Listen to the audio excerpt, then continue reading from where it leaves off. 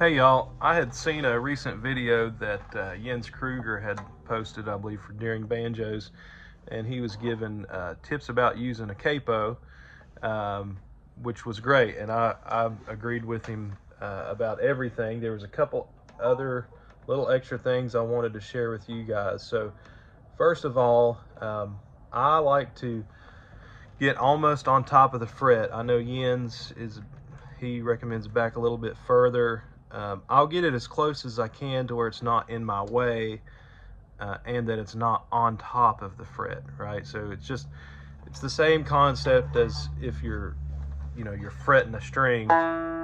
It's clearer here than it is. If you're back here, it'll start to rattle off of the next fret up. So the closer you can get to that fret, generally, the cleaner the sound. The other thing that a lot of people may not know is, and it took me a while to learn this too, is to be careful not to over tighten it, because when you over tighten it, it pulls everything out of tune. Got a car alarm going off outside. So I don't think that's me. When you pull up on the fret there, just there, and you're just going to tighten it enough to where it stops to, so right there, and that's plenty, because a lot of times if you'll do that, you won't even hardly have to touch your tuners, which brings me to another point. Many times you don't need to touch your tuners at all if it is a little sharp or flat.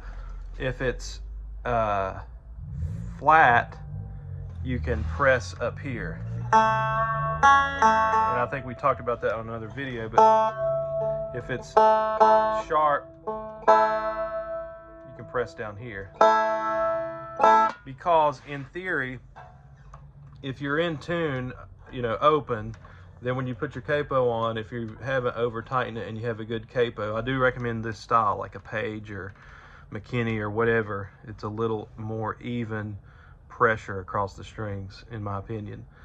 So right on the fret, or at least really close to it, don't over tighten it. And then if you can avoid using the tuners and press down or do this, that's a good option. The fifth string with spikes is almost, in my experience, almost always going to go sharp. So it's pretty much a given that that's going to pull it sharp, because that spike is so far down. Maybe with a fifth string capo, you don't run into that. I'm not big on those because they got the big metal rail and they kind of get in the way. So hopefully that will help you guys. And that's stuff that I've learned from other pickers and things. And that, yeah, using a capo can be tricky sometimes. And we as banjo players are guilty of tuning all the time. So maybe that'll help y'all to not have to constantly be tuning. So hope that helps. If you have any other tips or tricks, feel free to comment and share, because hey, we're all learning. Thank y'all.